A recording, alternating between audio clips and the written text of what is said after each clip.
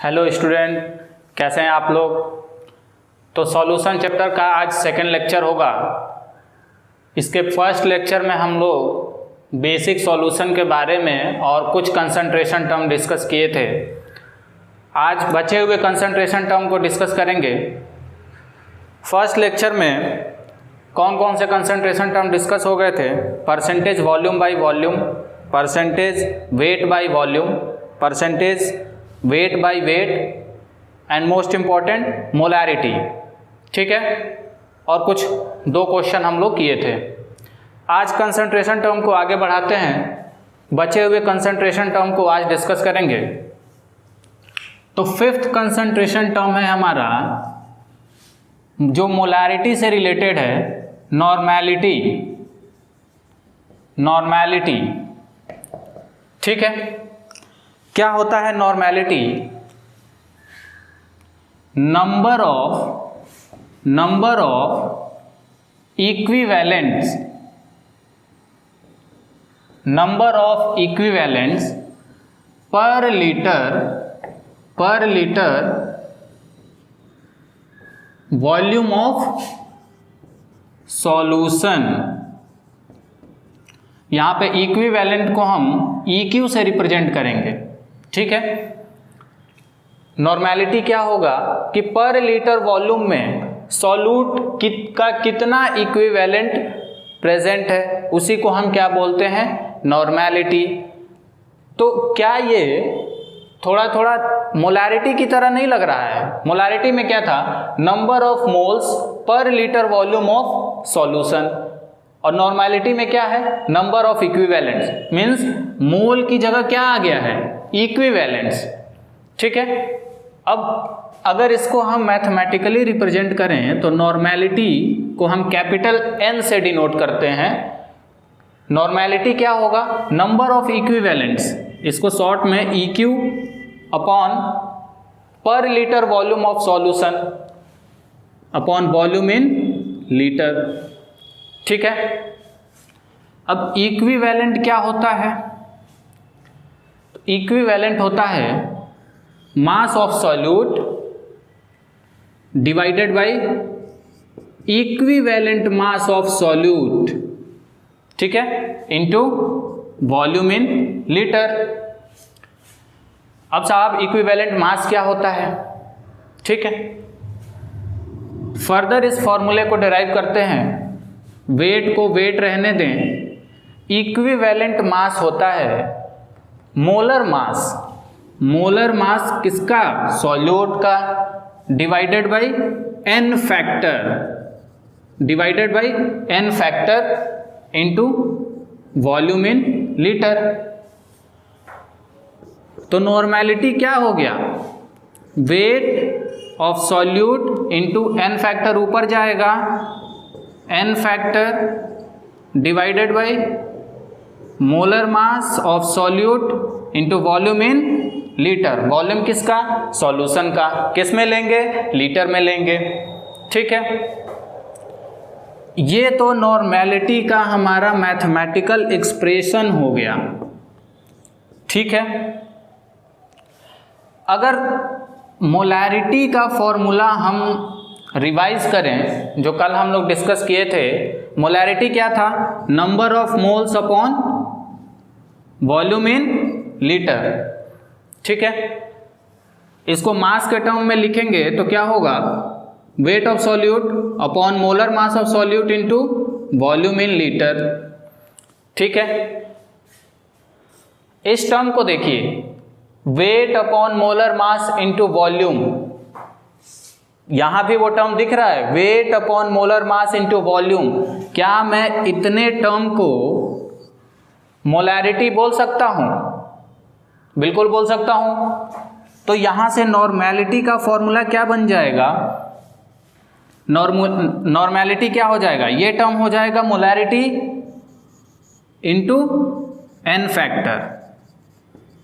ठीक है, ये हमारा रिलेशन हो गया मोलैरिटी और नॉर्मैलिटी में।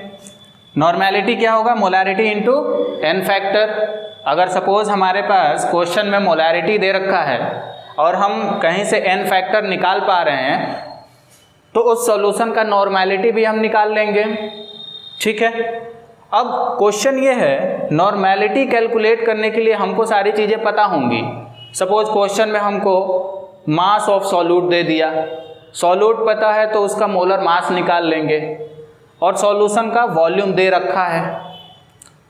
अब क्वेश्चन ये आता है कि सर n फैक्टर क्या होता है।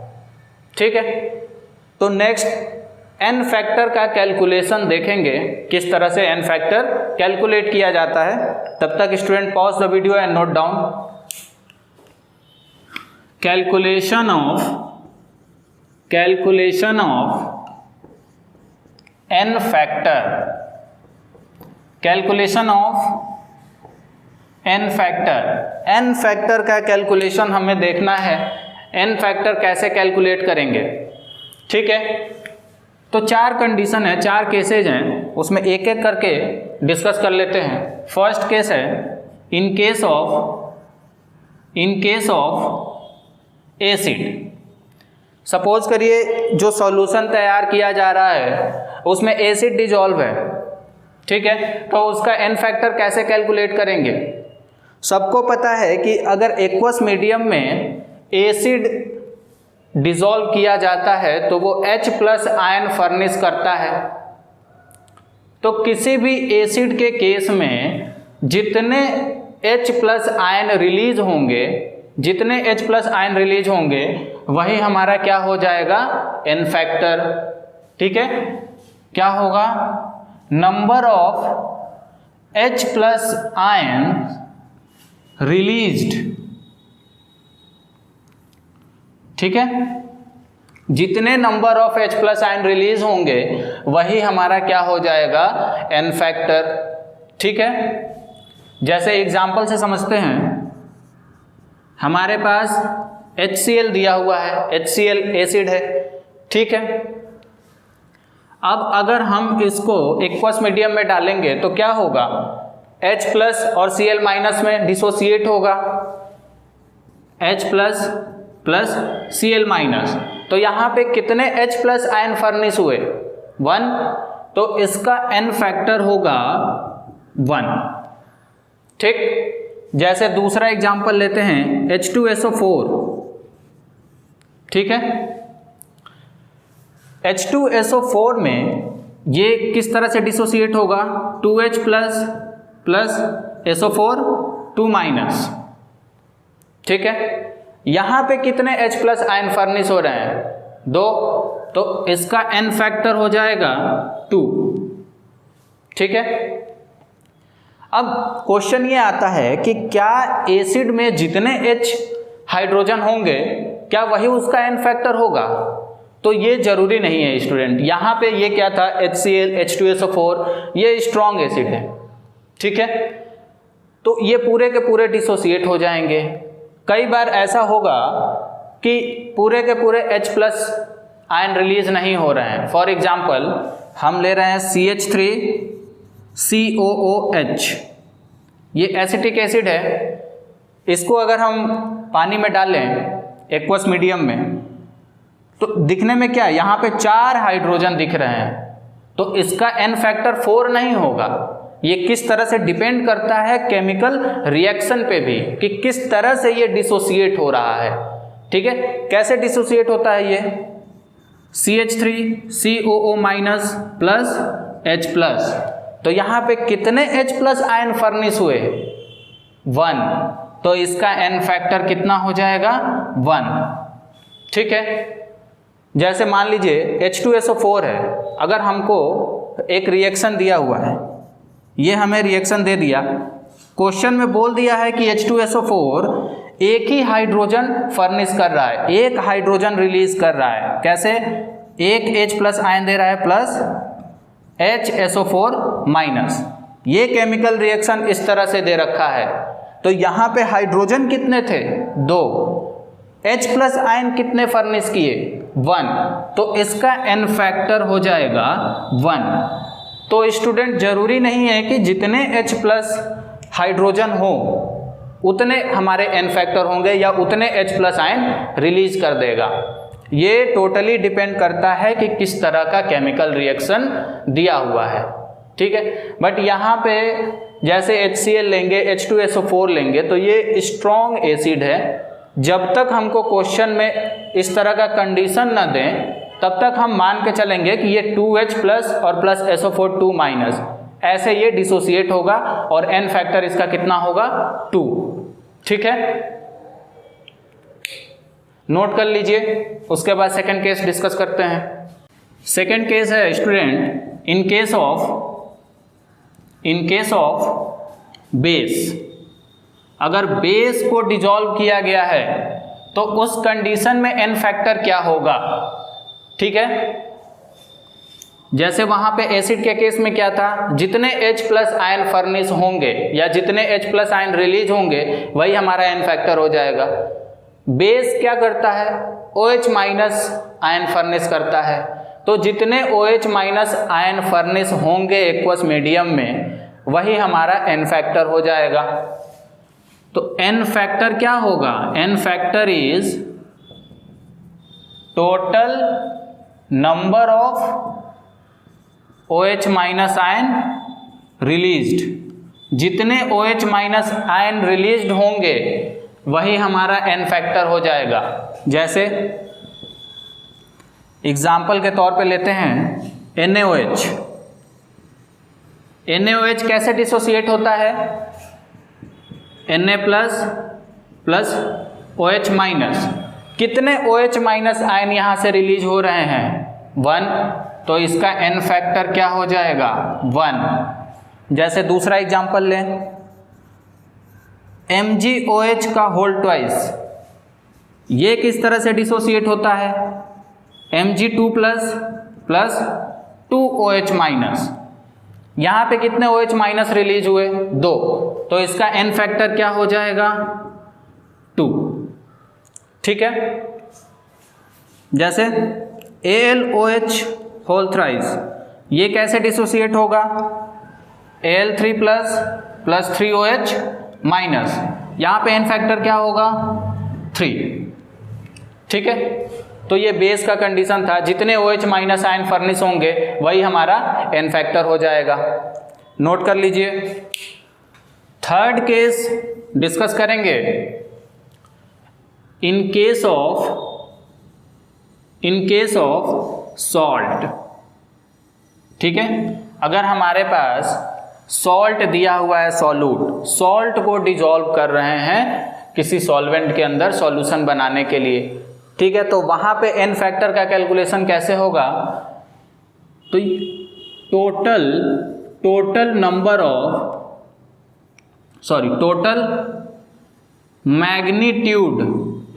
Magnitude of either positive charge और निगेटिव चार्ज, ठीक है। सॉल्ट लेंगे, सॉल्ट डिसोसिएट होगा अपने पॉजिटिव चार्ज और निगेटिव चार्ज में, तो हम या तो पॉजिटिव चार्ज का मैग्नीट्यूड ले लें या फिर निगेटिव चार्ज का मैग्नीट्यूड ले लें, जितना होगा वही हमारा n फैक्टर बोला जाएगा, ठीक है। जैसे एक एग्जांपल लेते हैं, एग्जांपल हम ले रहे हैं NaCl स्ट्रॉन्ग सॉल्ट है। NaCl कैसे डिसोसिएट होता है, Na प्लस और Cl माइनस। अब ये देखिए पॉजिटिव चार्ज यहाँ एक है और निगेटिव चार्ज भी एक है, तो हमको क्या लेना है, या तो पॉजिटिव चार्ज लें या फिर निगेटिव चार्ज लें, दोनों क्या है 1 1, तो इसका n फैक्टर कितना हो जाएगा 1। दूसरा एक एग्जांपल लेते हैं, Al2SO4 होल थ्राइस, ठीक है। ये कैसे डिसोसिएट होगा, 2Al3 plus plus 3SO4 2 minus. अब देखिए यहाँ पे पॉजिटिव चार्ज कितना होगा, एक एल्युमिनियम पे 3 प्लस चार्ज है तो 2 एल्युमिनियम पे 6 होगा। SO4, एक SO4 पे कितना 2 माइनस चार्ज है तो 3 पे कितना होगा 6 होगा।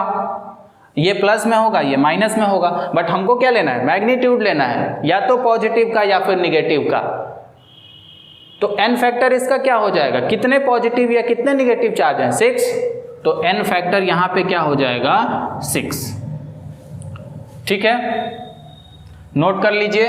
उसके बाद लास्ट केस डिस्कस करते हैं। तो फोर्थ केस हम डिस्कस कर रहे थे, फोर्थ केस हमें डिस्कस करना है। In case of oxidising, in case of oxidising और reducing agent.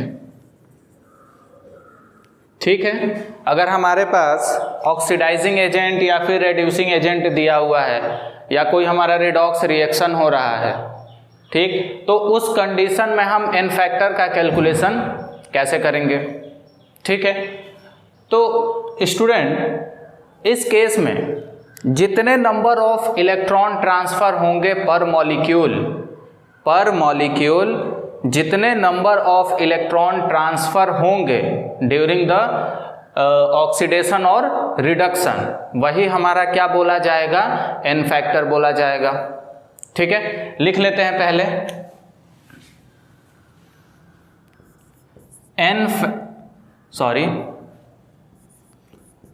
n factor is the number of transferred electron per molecule और exchange of charge पर मॉलिक्यूल। जितने नंबर ऑफ इलेक्ट्रॉन पर मॉलिक्यूल ट्रांसफर होंगे या फिर जितने चार्ज एक्सचेंज होंगे पर मॉलिक्यूल, वही हमारा n फैक्टर हो जाएगा ऑक्सीडाइजिंग और रेड्यूसिंग एजेंट के केस में। ठीक है, एक बड़ा ही फेमस एग्जांपल है, उसको हम लोग डिस्कस करते हैं यहाँ पे। KMnO4 पोटेशियम पर मैग्नेट, ठीक है, ये एक ऑक्सीडाइजिंग एजेंट होता है। ठीक, ये दूसरे को ऑक्सीडाइज करता है और खुद क्या होता है, रेड्यूस हो जाता है। अब इसका अगर हम रिएक्शन कराते हैं एसिडिक मीडियम में, ठीक, इसका अगर हम रिएक्शन कराते हैं एसिडिक मीडियम में, तो मैग्नीज का ऑक्सीडेशन स्टेट चेंज होता है और हमें मिलता है Mn2+। ठीक, Mn2+। अब हमें चेक करना है कि कितने इलेक्ट्रॉन ट्रांसफर हुए या कितना एक्सचेंज हुआ चार्ज का। तो यहाँ Mn पे हमें चार्ज निकालना पड़ेगा। ठीक, हमको पता है, देखिए यहाँ पे मैग्नीज डी ब्लॉक का एलिमेंट है और वेरिएबल ऑक्सीडेशन स्टेट हमको डी ब्लॉक में ही मिलता था। ठीक है, पता है हम लोगों को।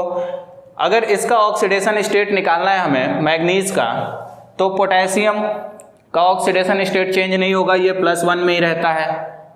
एक ऑक्सीजन पे कितने ऑक्सीडेशन स्टेट होते हैं, -2, तो 4 ऑक्सीजन पे कितने होंगे, -8।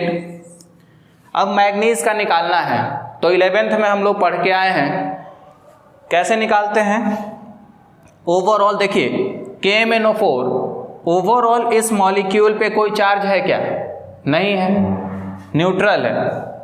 तो पोटेशियम का 1 प्लस मैग्नीज का हमें निकालना है, तो इसका x मान लेते हैं, प्लस ऑक्सीजन 4 ऑक्सीजन पे -8, इसको -8 कर दें, इक्वल टू ओवरऑल इस मॉलिक्यूल पे कोई चार्ज नहीं है, 0। तो x की वैल्यू यहां से क्या आ गई, 7। ठीक है, तो मैग्नीज के ऊपर क्या चार्ज आया, +7। अब देखिए ध्यान से, मैग्नीज यहाँ +7 में था और यहाँ +2 में, तो कितने चार्ज का एक्सचेंज हो रहा है या कितना इलेक्ट्रॉन गेन हो रहा है। यहाँ पे इलेक्ट्रॉन का गेन हो रहा है, +7 में था, कितना इलेक्ट्रॉन गेन किया कि +2 में आया, 5 इलेक्ट्रॉन। यहाँ पे गेन ऑफ 5 इलेक्ट्रॉन होगा। ठीक है, तो 5 इलेक्ट्रॉन का गेन हो रहा है, या फिर बोल दें कि 5 इलेक्ट्रॉन ट्रांसफर हो रहे हैं, या चार्ज कितना एक्सचेंज कितने का हो रहा है 5 का, तो n फैक्टर इसका क्या हो जाएगा, n फैक्टर हो जाएगा 5। ठीक है, यही मान लीजिए कि MnO4 का हम रिएक्शन बेसिक मीडियम में कराते हैं। ठीक है, बेसिक मीडियम में कराएंगे तो KMnO4 रेड्यूस होता है K2MnO4 में। ठीक है, अब पोटेशियम या ऑक्सीजन का ऑक्सीडेशन स्टेट तो चेंज होगा नहीं, किसका चेंज होगा, मैग्नीज का। निकालिए यहाँ पे मैग्नीज का ऑक्सीडेशन स्टेट क्या आएगा, एक पोटेशियम पे +1 चार्ज, तो 2 पोटेशियम पे +2, ऑक्सीजन पे 4 ऑक्सीजन पे -8, तो मैग्नीज पे कितना चार्ज आएगा, ओवरऑल कंपाउंड न्यूट्रल है तो +6 आएगा। ठीक, अब यहाँ मैग्नीज +7 में था और यहाँ पे चेंज हो रहा है +6 में, कितने चार्ज का एक्सचेंज हुआ, 1, या फिर कितने इलेक्ट्रॉन गेन हुआ है, 1 इलेक्ट्रॉन गेन हुआ है तभी +6 में गया है। ठीक, तो यहाँ पे n फैक्टर कितना हो जाएगा, 1। हमने क्या बोला कि जितने इलेक्ट्रॉन का ट्रांसफर होगा या जितने चार्ज एक्सचेंज होंगे वही हमारा n फैक्टर बोला जाएगा। ठीक है, अब थर्ड केस इसमें लेते हैं, अगर हम इसको न्यूट्रल मीडियम में लें, न्यूट्रल मीडियम में अगर लें इसको, ठीक, तो ये रेड्यूस होकर चेंज हो जाता है MnO2 में। ठीक है, अब MnO2 में मैग्नीज का ऑक्सीडेशन स्टेट क्या होगा, ऑक्सीजन पे 2 ऑक्सीजन पे -4, तो मैग्नीज पे +4। अब मैग्नीज +7 से +4 में जा रहा है तो 3 इलेक्ट्रॉन का गेन हुआ है या फिर 3 चार्ज एक्सचेंज हुए हैं, तो यहाँ पे n फैक्टर क्या हो जाएगा, 3। देखिए ये बहुत अच्छा एग्जाम्पल है, ये हमको सीधे सीधे पता होना चाहिए कि एसिडिक मीडियम में कैसे चेंज होता है, बेसिक मीडियम में कैसे चेंज होता है, न्यूट्रल मीडियम में कैसे चेंज होता है। सपोज अगर हमसे बोल दे कि MnO4 को हम डिजोल्व कर रहे हैं एसिडिक मीडियम में, तो तुरंत क्लिक करना चाहिए कि एसिडिक मीडियम में Mn2+ में जाएगा और 5 इलेक्ट्रॉन का गेन हो रहा है, तो n फैक्टर कितना हो गया, 5। बेसिक मीडियम में ये रेड्यूस होकर K2MnO4 बनाता है और इसमें मैग्नीज +6 में जाता है, तो यहाँ n फैक्टर 1 हो जाएगा। वैसे ही न्यूट्रल मीडियम में n फैक्टर 3 हो जाएगा। ठीक है, नोट कर लीजिए, इतना नोट कर लिए। ठीक है, एक एग्जाम्पल और लेते हैं,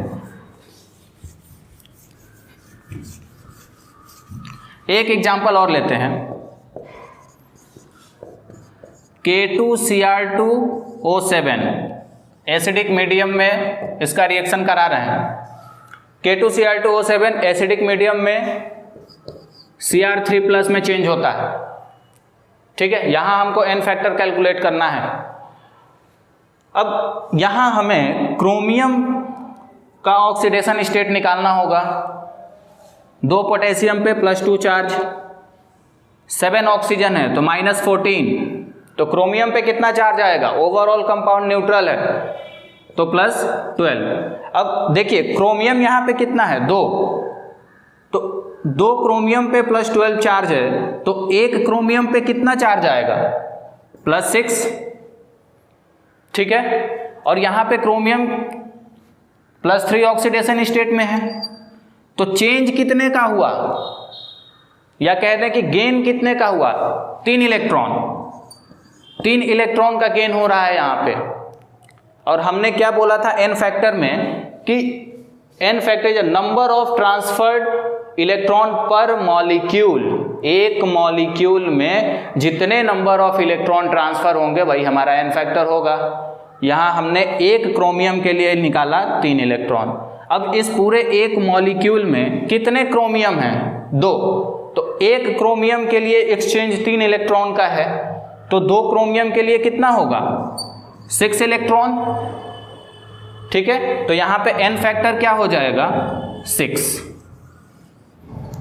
ठीक है, इस एग्जाम्पल में कोई कंफ्यूजन, हमने क्या किया, देखिए K2Cr2O7 था, एसिडिक मीडियम में हम इसका रिएक्शन करा रहे हैं। एसिडिक मीडियम में ये चेंज होता है क्रोमियम 3+, ठीक। अब यहाँ पे क्रोमियम का हम ऑक्सीडेशन स्टेट निकाल रहे हैं। क्रोमियम 2 का आया +12, तो 2 क्रोमियम पे +12 ऑक्सीडेशन स्टेट आ रहा है। एक क्रोमियम पे कितना आएगा? +6। अब देखिए +6 से +3 में जा रहा है, 3 इलेक्ट्रॉन का गेन हो रहा है। और हमको एन फैक्टर के लिए ओवरऑल पर मॉलिक्यूल हमको चेक करना है, पूरे एक मॉलिक्यूल में कितने क्रोमियम है? 2। तो एक क्रोमियम के लिए 3 इलेक्ट्रॉन का गेन हो रहा है, तो 2 क्रोमियम के लिए कितना होगा? 6 इलेक्ट्रॉन का गेन होगा। तो यहाँ पे एन फैक्टर कितना हो गया? 6। ठीक है, नोट कर लीजिए।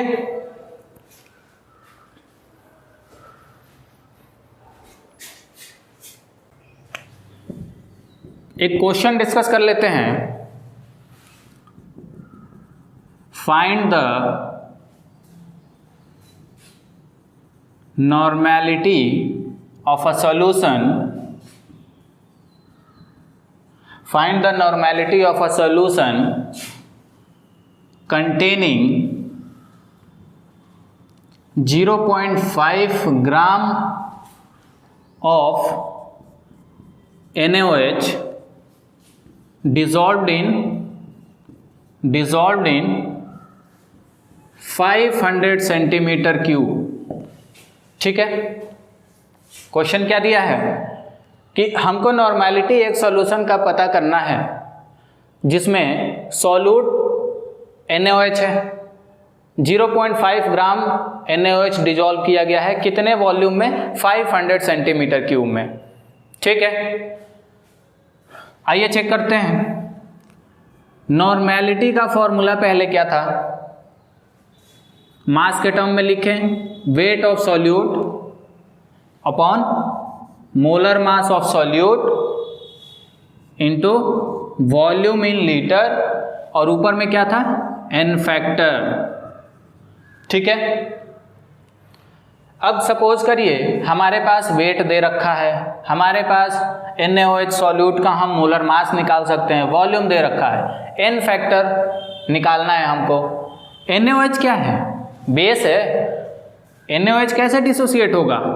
अभी पढ़ के आ रहे हैं, Na प्लस OH-।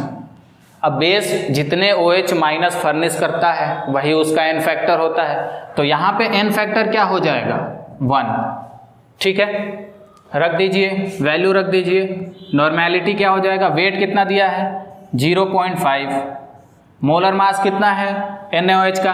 देखिए सोडियम का 23 प्लस ऑक्सीजन का 16 प्लस 1, ये कितना हो जाएगा? 40। एन फैक्टर कितना? 1। वॉल्यूम इन लीटर हमको लिखना है, किस में दिया है? सेंटीमीटर क्यूब में दिया है। फर्स्ट लेक्चर में कन्वर्जन बताए थे, 1000 सेंटीमीटर क्यूब इक्वल होता है 1 लीटर। ठीक है, तो इसको लीटर में कन्वर्ट करेंगे, क्या होगा? 500 अपॉन 1000। सॉल्व कर लीजिए इसको, 2 से कट जाएगा। नॉर्मेलिटी क्या होगा? 0.5 इंटू 2 ऊपर चला जाएगा अपॉन 40। ठीक है, कट कर दीजिए इसको, 20। नॉर्मेलिटी हो जाएगा 5/200। अब इसको सॉल्व कर लीजिएगा। नॉर्मेलिटी का यूनिट क्या हो जाएगा? यूनिट क्या होगा? ग्राम पर लीटर बोल दें या फिर सेंटीमीटर क्यूब। चलिए ग्राम पर लीटर ही बोल देते हैं। ठीक है, तो ये एक नॉर्मेलिटी से रिलेटेड क्वेश्चन था। जैसे मान लिए यहाँ पे NaOH था, ठीक है, अगर हम यहीं पे कोई दूसरा बेस दे दें या एसिड दे दें, जैसे सपोज करिए H2SO4 दे देते हैं। H2SO4 के केस में क्या होता है? 2H+ आयन रिलीज करता, और 2H+ आयन रिलीज करता है तो एन फैक्टर कितना हो जाता है? 2 हो जाता। तो यहाँ एन फैक्टर की जगह क्या रखते? 2 रख देते। ठीक है, नोट कर लीजिए। नेक्स्ट कंसंट्रेशन टर्म की तरफ बढ़ते हैं, और नेक्स्ट कंसंट्रेशन टर्म है हमारा mole fraction. Mole fraction, mole fraction. ठीक है, मोल फ्रैक्शन। अब मोल फ्रैक्शन क्या होता है? देखिए सपोज करिए हमारे पास एक सॉल्यूशन तैयार करना है, ठीक है।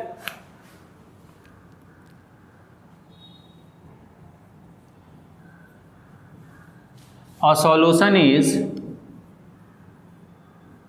prepared by two substances says A and B, ठीक है। हमें एक सॉल्यूशन तैयार करना है। ये हमारा एक बीकर है, यहाँ पे दो कंपोनेंट हो गए A और B, ठीक है। इस सॉल्यूशन के अंदर दो सब्सटेंस या दो कंपोनेंट प्रेजेंट है A और B। इसमें कोई भी सॉल्यूट और कोई भी सॉल्वेंट हो सकता है, ठीक है। तो मोल फ्रैक्शन अगर हमें निकालना है, मोल फ्रैक्शन इसको हम डिनोट करते हैं X से। It is denoted by capital X।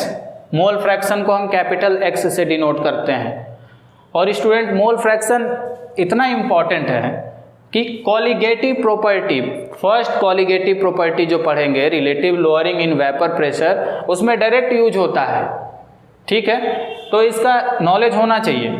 अब मोल फ्रैक्शन ये देख लीजिए ध्यान से कि मोल फ्रैक्शन कैलकुलेट कैसे होता है। हमने क्या बोला, एक सॉल्यूशन तैयार किए हैं दो कंपोनेंट को मिला के, से एक कंपोनेंट A है, दूसरा कंपोनेंट B है, ठीक। तो अगर हमें मोल फ्रैक्शन A का निकालना है, मोल फ्रैक्शन A का निकालना है, ठीक है, तो क्या हो जाएगा, number of moles of A, number of moles of A divided by number of moles of A plus number of moles of B, ठीक है।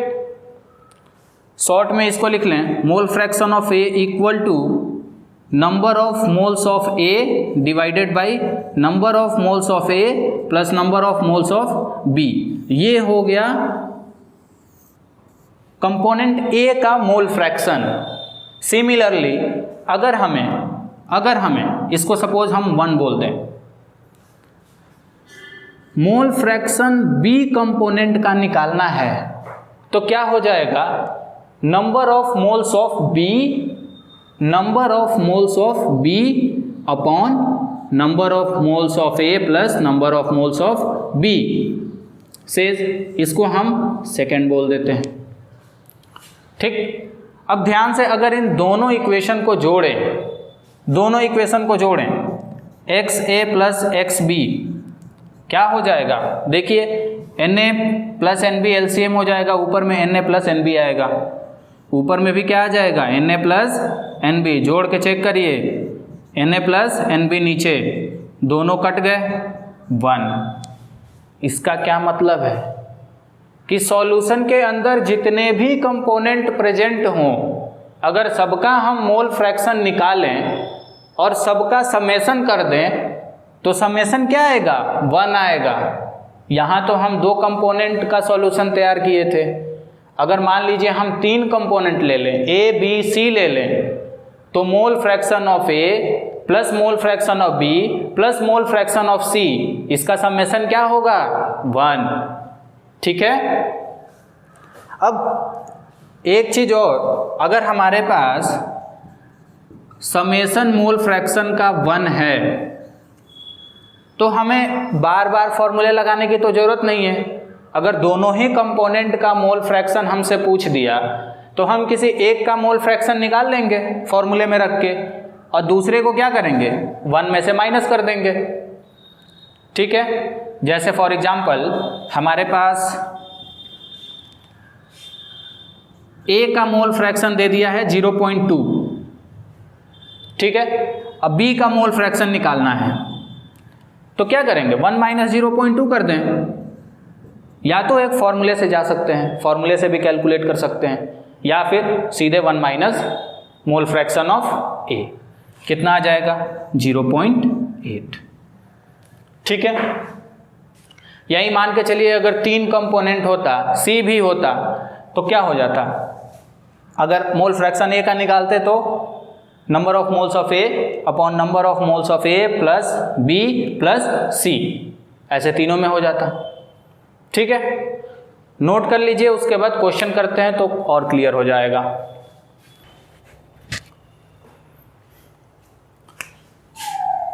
सेकेंड क्वेश्चन इस लेक्चर का, find the mole fraction, find the mole fraction, find the mole fraction of NaCl and water, NaCl and water if 58.5 gram NaCl is dissolved in 72 gram of water. ठीक है, एक solution तैयार किया जा रहा है। ठीक है, एक dissolve in to form a water, to form a solution. Mistakes आज बहुत हो रहे हैं। ठीक है, बिना मिस्टेक्स का लेक्चर नहीं होता। क्वेश्चन क्या है, हमको मोल फ्रैक्शन निकालना है। एक हमारे पास सॉल्यूशन तैयार किया जा रहा है, एक सॉल्यूशन तैयार किया जा रहा है, इसमें दो कंपोनेंट लिए गए हैं, एक NaCl लिया गया है और दूसरा वाटर लिया गया है H2O। ठीक है, NaCl कितना ग्राम डिजोल्व किया जा रहा है, 58.5।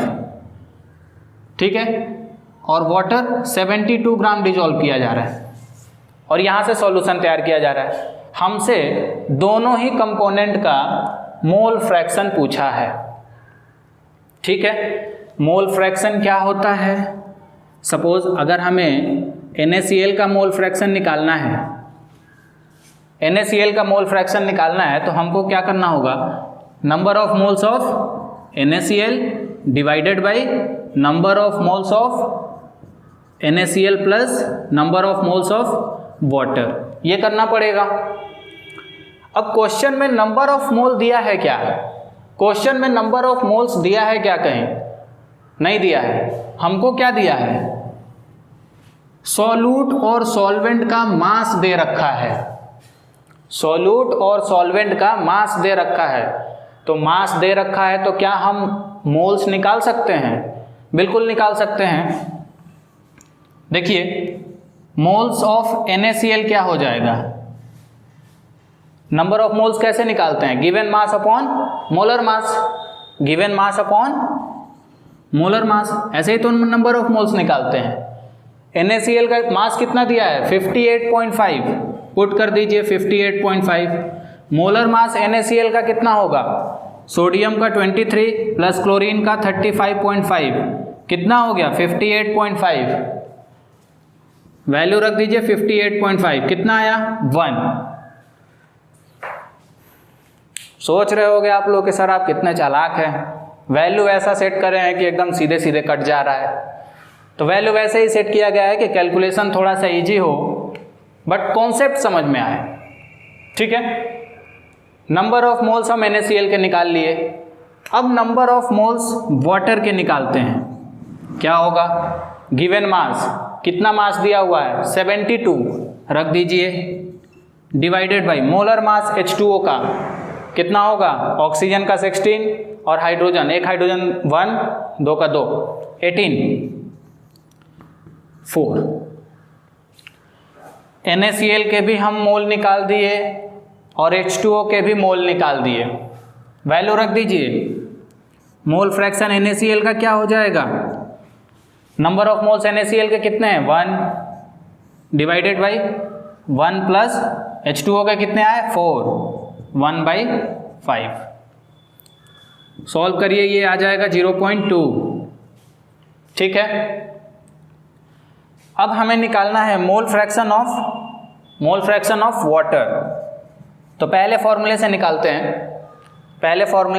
हैं, क्या हो जाएगा, number of moles of water divided by number of moles of water plus number of moles of NaCl, कितना आ जाएगा, वाटर का कितना मोल है 4, डिवाइडेड बाई 1 + 4 दैट इज 4/5, क्या आ जाएगा 0.8। ठीक है, दोनों के ही हम मोल फ्रैक्शन निकाल लिए। अब हमको ये फॉर्मूला लगाने का मन नहीं है, हम नहीं लगाना चाहते हैं, इतना कैलकुलेशन हम नहीं करना चाहते हैं, कोई भी नहीं करना चाहता है। ठीक है, तो क्या करेंगे, मोल फ्रैक्शन ऑफ H2O निकालने के लिए 1 minus mole fraction of NaCl कर देंगे। क्यों? क्योंकि पता है सॉल्यूशन में जितने भी कंपोनेंट हैं उन सब के मोल फ्रैक्शन का अगर समीशन करें तो 1 आता है।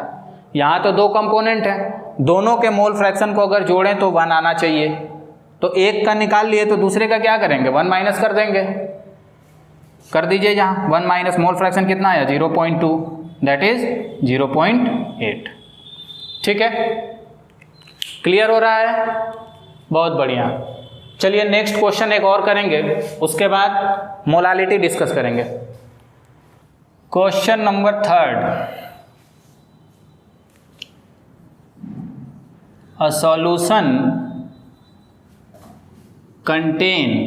a solution contain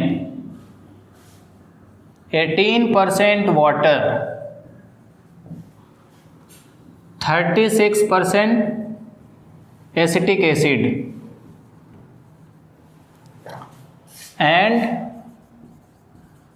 46% ethanol by मास। ध्यान दीजिए यहाँ पे क्या दिया है question, a solution contain 18% water, 36% acetic acid and 46% ethanol by mass. यहाँ ध्यान देना बहुत जरूरी है। ठीक है, अब आपसे क्या पूछा है, calculate the mole fraction, calculate the mole fraction of each component। ठीक है, सॉल्यूशन हमारा तैयार किया जा रहा है, इसमें 3 कंपोनेंट इस बार दिए हैं। कौन कौन से, एक तो वाटर दे रखा है, दूसरा एसिटिक एसिड दे रखा है, ठीक है, और थर्ड वन इथेनॉल दे रखा है। 3 कंपोनेंट दे रखे हैं, 3 कंपोनेंट से एक सॉल्यूशन तैयार किया जा रहा है और तीनों का ही मोल फ्रैक्शन हमको निकालना है। ठीक है, अब देखिए हम थर्ड कंसंट्रेशन टर्म डिस्कस किए थे, परसेंटेज वेट बाय वेट, या इसी को बोलते हैं परसेंटेज बाय मास, दोनों एक ही बात होता है। यहाँ पे परसेंटेज में दिया हुआ है मास, इसको हम सीधे बोल दें 18% वाटर बाय मास। इसका क्या मतलब हो गया कि 100 में कितना है 18 ग्राम, 100 ग्राम सॉल्यूशन है, उसमें 18 ग्राम क्या है वाटर, यही तो दिया है 18% बाय मास H2O। ठीक है, इसका क्या मतलब हो गया कि सॉल्यूशन में कुछ भी हो, पूरे सॉल्यूशन का वेट होगा 100 ग्राम और उसमें से 18 ग्राम मास है किसका, वाटर का। ठीक है,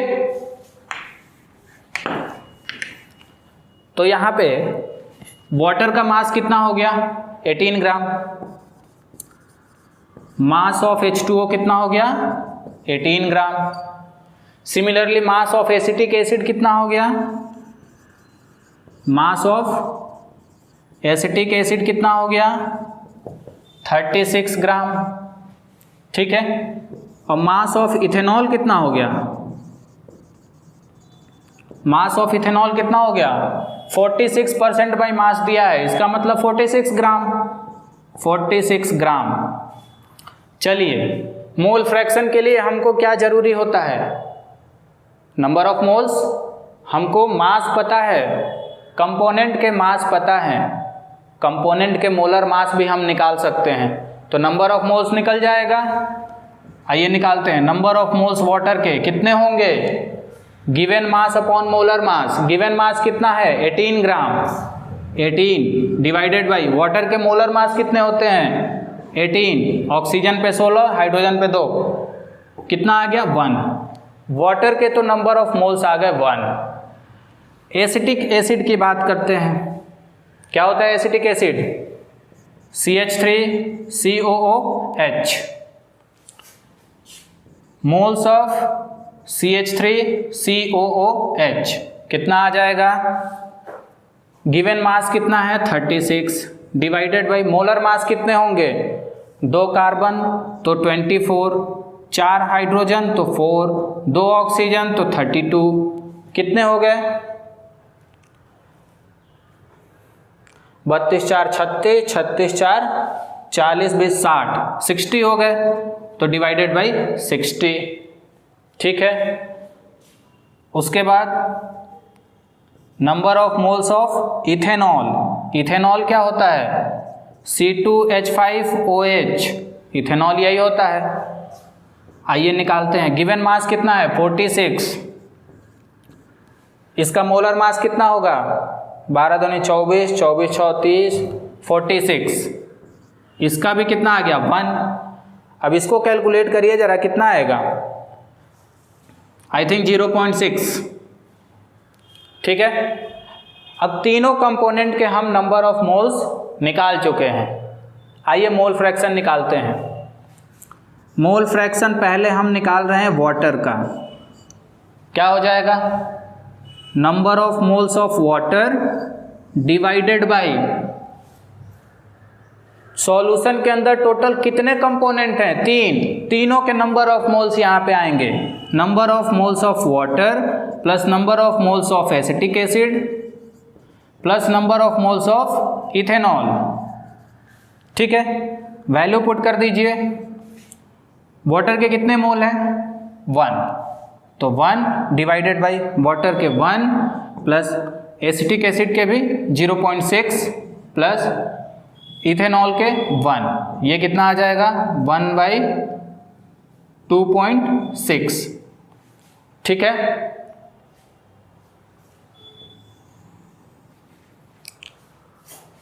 सिमिलरली अगर हमें एसिटिक एसिड का भी निकालना है, ठीक है, क्या हो जाएगा? Number of moles of acetic acid divided by number of moles of water plus number of moles of CH3COOH plus number of moles of ethanol. इतना डिटेल में लिखने की जरूरत नहीं है। अगर आप चाहें तो इस पूरे टर्म को टोटल नंबर ऑफ मोल्स भी लिख सकते हैं, NT। ठीक है। ये बस मैं लिख रहा हूं कि आप लोगों को समझ में आ जाए। ठीक है।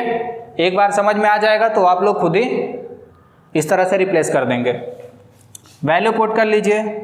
एसिटिक एसिड के कितने हैं? 0.6 डिवाइडेड बाई टोटल मोल्स कितने? 2.6। ठीक। अब 2 के मोल फ्रैक्शन निकल गए तो तीसरे के भी मोल फ्रैक्शन निकल जाएंगे। इसी तरह फॉर्मूले में रख देंगे, या फिर इन दोनों को ऐड करें और 1 में से माइनस कर दें। क्या होगा? मोल fraction of water plus mole fraction of acetic acid plus mole fraction of ethanol. ये कितने आने चाहिए? 1। अगर इन 2 का हम कैलकुलेट कर लिए हैं तो इसका कैलकुलेट करने के लिए क्या होगा? 1 माइनस कर देंगे। ठीक है। नोट कर लीजिए student.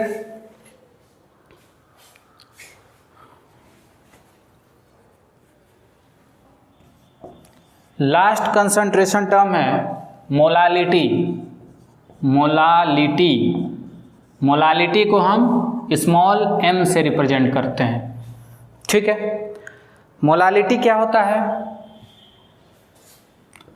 Number of moles, number of moles per kg mass of solvent. देखिए ये चीज बड़ी इंपॉर्टेंट है। मोलालिटी एक यही मोलालिटी ऐसा कंसंट्रेशन टर्म है जिसमें हम सॉल्वेंट की बात करते हैं। इसके अलावा जितने भी कंसंट्रेशन टर्म हैं सब में क्या रहा था? सॉल्यूशन।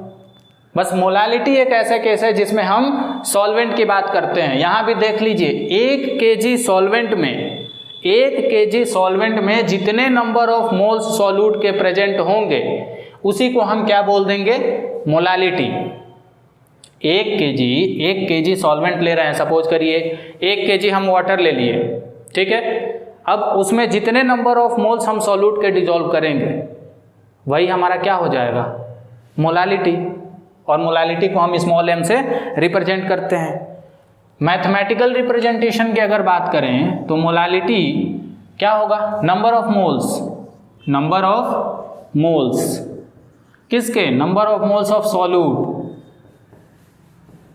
डिवाइडेड बाय मास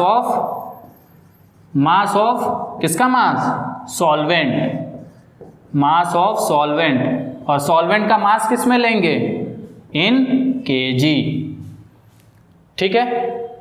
क्या हो गया molality, number of moles of solute divided by mass of solvent, ठीक है। ये चीज हमेशा ध्यान रखिएगा, इस कंफ्यूज मत होइएगा। यहाँ पे वैल्यू सॉल्यूशन का नहीं रखना है, यहाँ पे हमको सॉल्वेंट का मास रखना है।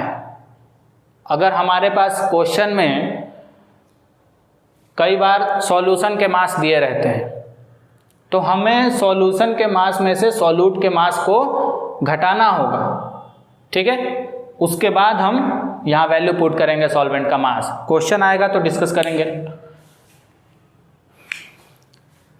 क्वेश्चन कर लेते हैं, एक मोलालिटी पे एक क्वेश्चन कर ही लेते हैं, ठीक है। क्वेश्चन है find the molality, find the molality and molarity, find the molality and molarity of a solution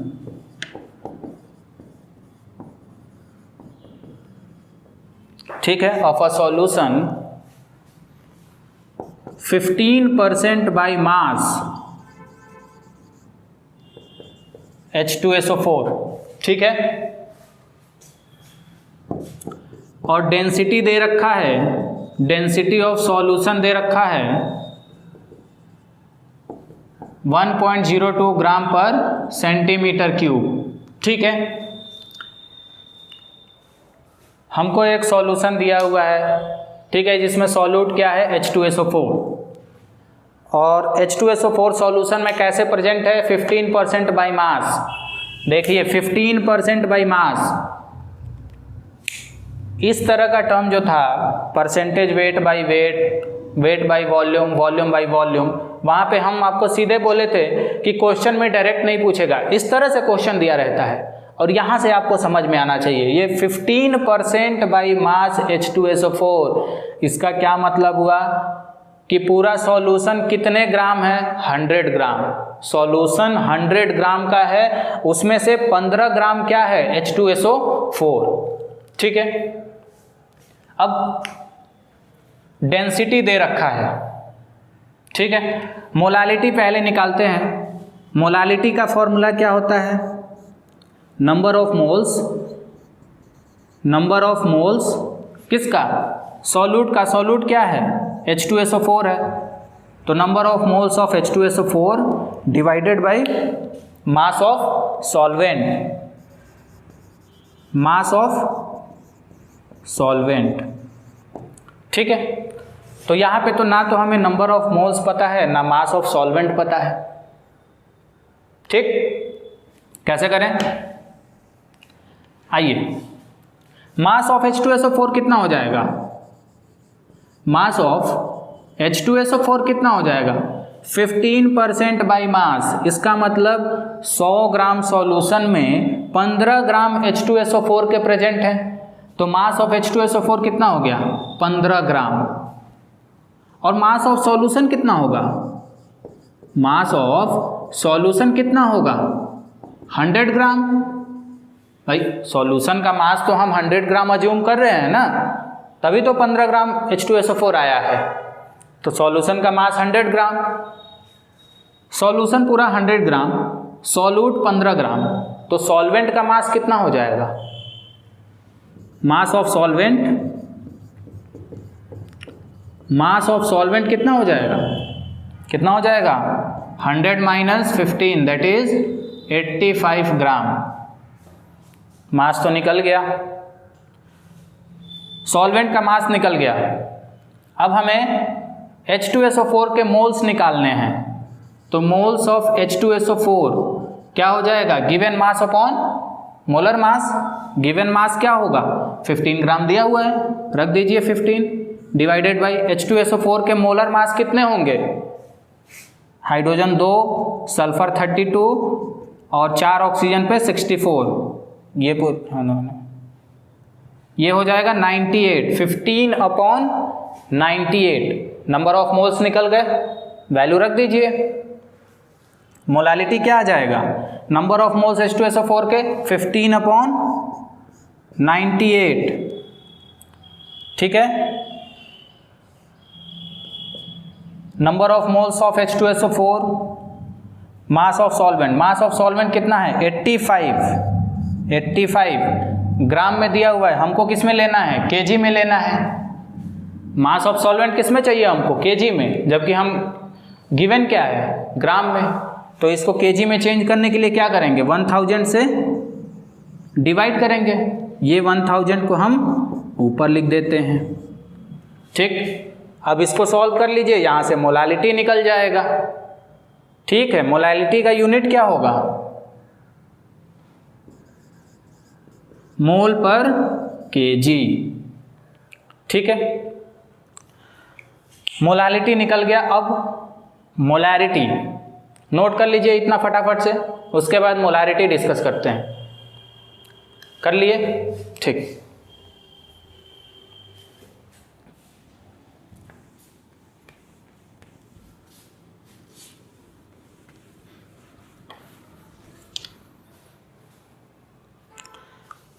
ये मोलारिटी क्या होता है, मोलारिटी कैसे निकालते हैं, number of moles of solute, तो सॉल्यूट क्या है H2SO4 divided by volume of solution, volume of solution, और किस में लेना है, लीटर में। नंबर ऑफ मोल्स हम पीछे निकाल के आ रहे हैं, वहाँ से नंबर ऑफ मोल्स की वैल्यू पुट कर देंगे, कितना आ रहा था 15 अपॉन 98, ये नंबर ऑफ मोल्स आ रहे थे।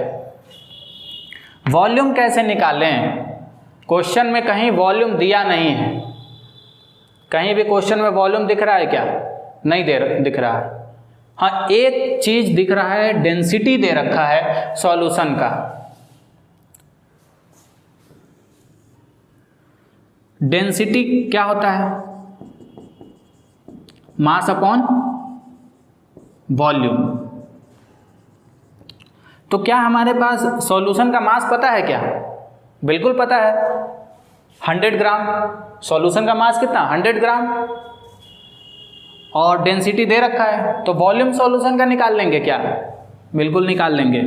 वॉल्यूम कितना निकलेगा, वॉल्यूम क्या हो जाएगा यहाँ से, मास अपॉन डेंसिटी, और मास कितना, मास कितना 100 ग्राम, डेंसिटी कितना दे रखा है 1.02। यहाँ से वॉल्यूम निकल गया सॉल्यूशन का, और वो वॉल्यूम यहाँ ला के पुट कर देंगे। ये वॉल्यूम किस में आएगा, वॉल्यूम किस में आएगा, ये लीटर में आएगा। आइए चेक कर लेते हैं, मास किस में दिया हुआ है,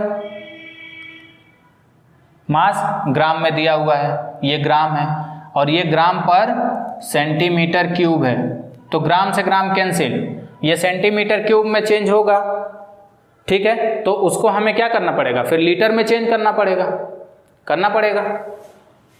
तो मोलारिटी यहाँ से क्या हो जाएगा, mass number of moles 15/98 divided by volume कितना 100 अपॉन 1.02, ठीक है, और इंटू इसको डिवाइड किससे करना पड़ेगा, 1000 से डिवाइड करना पड़ेगा, कर दीजिए।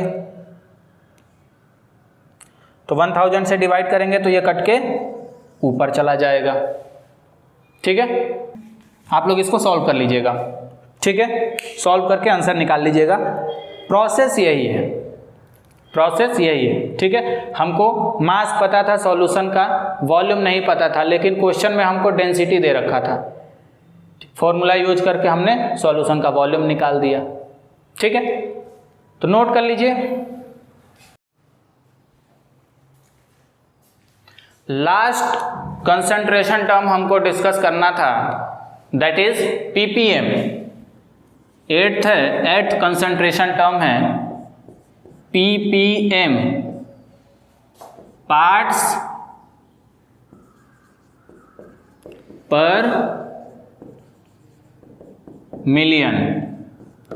ठीक है स्टूडेंट, पार्ट्स पर मिलियन ये जो कंसंट्रेशन टर्म है, अगर सपोज करिए कि हमारे पास एक सॉल्यूशन है, ठीक है, अगर बहुत कम अमाउंट सॉल्यूट का डिजॉल्व किया गया है एक लार्ज अमाउंट ऑफ सॉल्यूशन में, क्या बोला मैं कि अगर लार्ज अमाउंट ऑफ सॉल्यूशन में स्मॉल क्वांटिटी अगर डिजॉल्व किया गया है सॉल्यूट का, तो वहां पे उस कंसंट्रेशन टर्म को एक्सप्रेस करने के लिए हम पार्ट्स पर मिलियन का यूज करते हैं। ठीक है, नोट कर लीजिए इसको।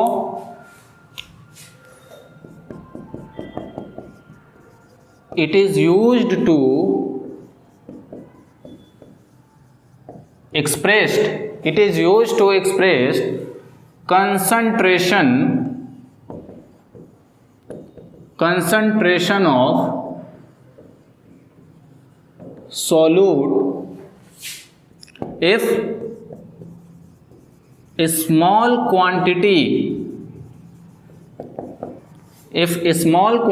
of solute is present in large quantity of solution। ठीक है,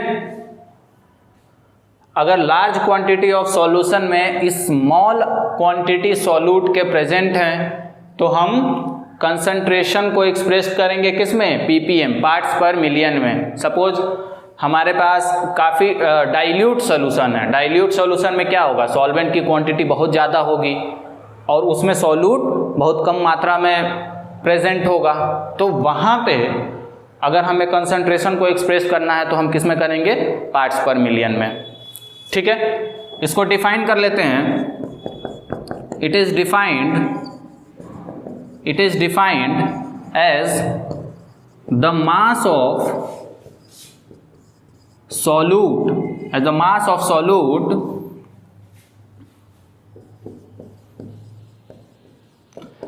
present in 1 million क्या होता है, 10⁶। ठीक है, 1 million parts bye mass of solution. ठीक है, अगर इसको हमें मैथमेटिकली एक्सप्रेस करना होगा पीपीएम को, तो क्या हो जाएगा, मास of solute divided by mass of solution into 10⁶।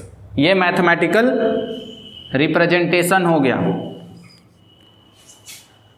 Important उतना नहीं है, इस जितने भी 8 कंसंट्रेशन टर्म हम लोग पढ़े हैं, 8 कंसंट्रेशन टर्म में molarity, molality and mole fraction, ये 3 कंसंट्रेशन टर्म बहुत ही ज़्यादा इंपॉर्टेंट है। तो इसको अच्छे से रिवाइज करिएगा, क्वेश्चन जो हम कराए हैं उसको अच्छे से रिवाइज करिएगा। ठीक है, और नोट्स प्रॉपर बनाते रहिएगा। ठीक है, नेक्स्ट लेक्चर में मिलते हैं वेपर प्रेशर के साथ। ठीक है, थैंक्स स्टूडेंट।